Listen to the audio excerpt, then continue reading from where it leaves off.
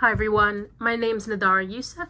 I serve as the Executive Coordinator of the Global Governance Innovation Network based out of the Stimson Center in Washington, D.C.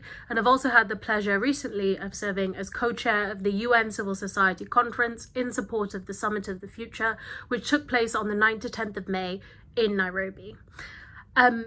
At the outset, I'd like to apologize for not joining you live or synchronously today. We're actually in New York presenting the outcomes of the Nairobi conference and connecting Nairobi to the Summit of the Future processes in New York, and therefore unable to join the discussion, but look forward to what is to follow and the outcomes.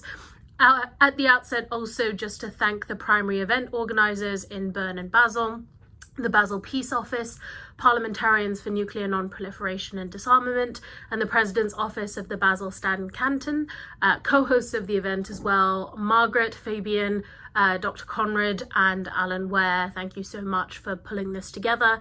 Also great to recognize the Deputy State Secretary Thomas Gruber, whose organization with which at GCSP we actually did a full month fellowship in January. So great to be a part of the Swiss discussions again.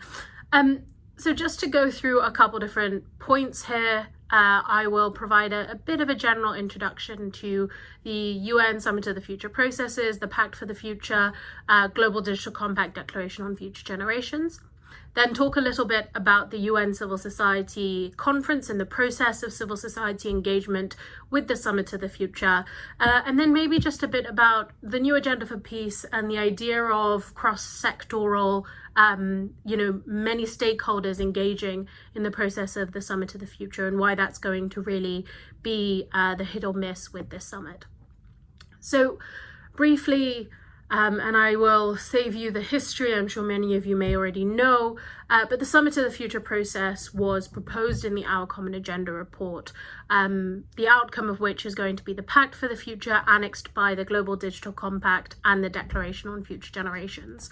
We're currently at the revision 1 stage of each of these documents, so the Global Digital Compact revision is already out. Revision 1 of the Declaration on Future Generations will be out any second now, and we also have the revision 1 of the Pact for the Future.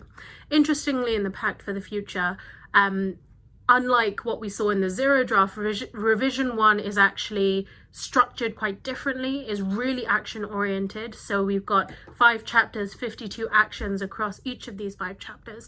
And I think it really serves as an accountability mechanism for stakeholders to hold member states accountable to the 52 actions, or whether that becomes more or less as the negotiations go along, that are committed to. So I think that's a really critical piece of the puzzle. And equally, especially with the Declaration on Future Generations, I think what we hope to see is have that be a underlying and overlying piece of the entire Pact for the Future. I think across the 5 chapters, we're actually going to see a couple things that are reaffirmations, that are existing issues that have been on the agenda for many, many years that we hope to unlock at the Summit of the Future, including international financial architecture reform, the Peacebuilding Commission upgrade, and we've seen like questions of collective security as well. But I think real innovative ideas or new ideas that are coming out in the Summit of the Future include this future generations piece and the advancements on technology that we hope will happen as a result of the Summit of the Future as well. I suppose another innovation is the new agenda for peace. Now, it's interesting, we've actually had a couple different roundtables with the Swiss government on unpacking the new agenda for peace. It is necessary because unlike what we originally saw in 1992 and then the follow-up in 1996, the old agenda for peace doesn't quite reflect the complexity of what peace and security looks like in the modern era and what it's likely to look like headed into the future. Whether that be from gender perspectives, whether that be from intergenerational perspectives, the advancements of technology, or the combination of development and peace that we're now seeing more and more as a narrative around the world.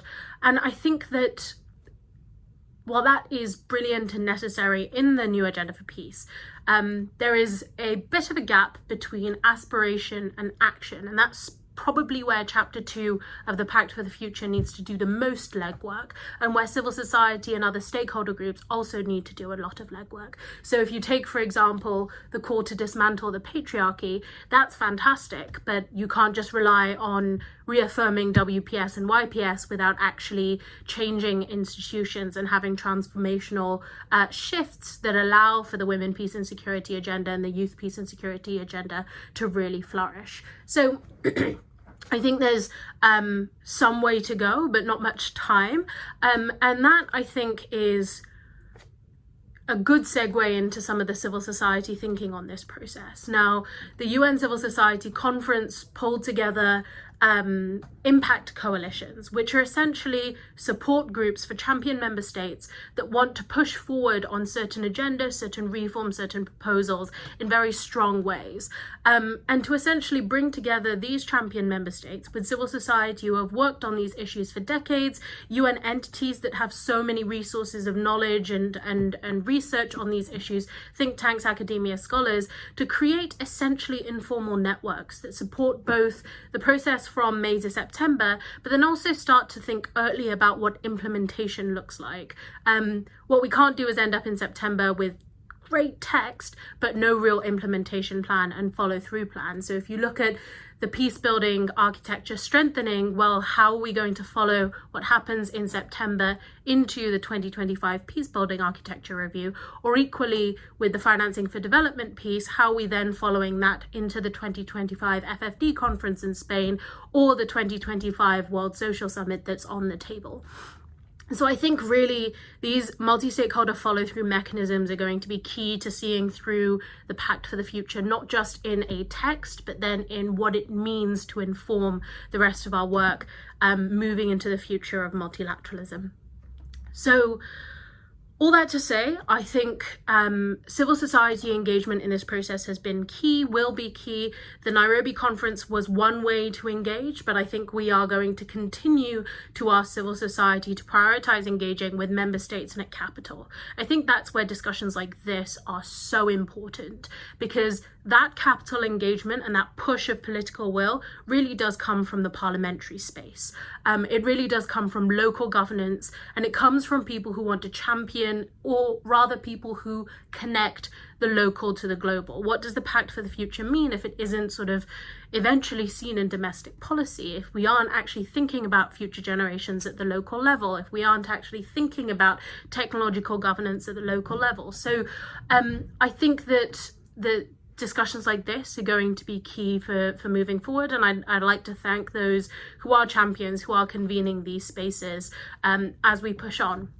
Maybe a final note, given the Swiss context of this discussion, is at the same time that we trickle things into the parliamentary space, we also need to elevate them to high levels of global governance as well, and the Security Council being a key part of that puzzle. I think while we want to refrain from the securitization of certain issues, the Security Council remains a key organ of the UN in thinking about enforcement, in thinking about what comes next, in thinking about commitments and accountability. And to that end, I think using the Swiss presidency of the Security Council to really push forward on whatever comes out of September in October 2024 is going to be crucial, both for supporting networked and inclusive multilateral processes, but also in seeing through what we hope to achieve at the Summit of the Future. I think really this is both a call for ambition and a call for survival of our multilateral systems, and really an indication that the systems that we have can reform to be more fit for purpose for the 21st century. I'll maybe end it with that thought. Thank you so much.